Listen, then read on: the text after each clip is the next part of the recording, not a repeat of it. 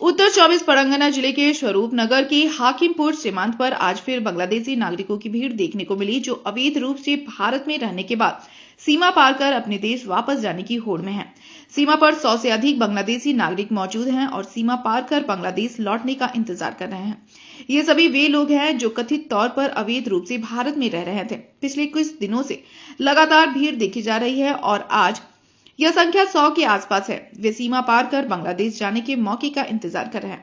बताया जा रहा है कि जो बांग्लादेशी घुसपैठिए इन दिनों से अवैध रूप से भारत में रह रहे थे, वे SIR लागू होते ही बांग्लादेश वापस जाने की कोशिश कर रहे हैं। इसी कारणवश बांग्लादेशी नागरिक या तो पूरे परिवार के साथ या अकेले सीमा पर पहुंचे हुए हैं। কেষ্টপুর থাকতেন, বাড়ি কোথায় বাংলাদেশে?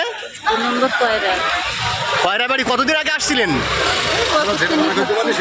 বছর তিনেক আগে। তো এখানে কোনো কাগজপত্র কিছু নেই?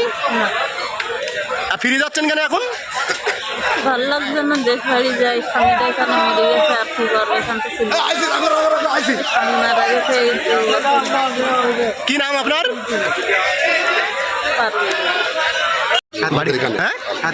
সাতক্ষীরা।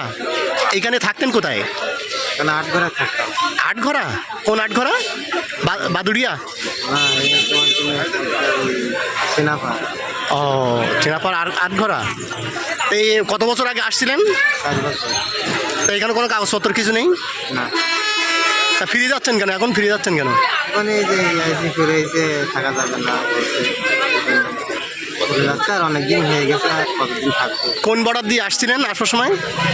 ওইটা বলতে আরো নয়, একবারই ঢুকছে আর সেই বেরোচ্ছে। কতদিন আগে আসছিলেন? এখান থেকে 4 বছর আগে। কি নাম আপনার? আব্দুল জলিল। उत्तर 24 परगना से ब्यूरो रिपोर्ट PBTV न्यूज।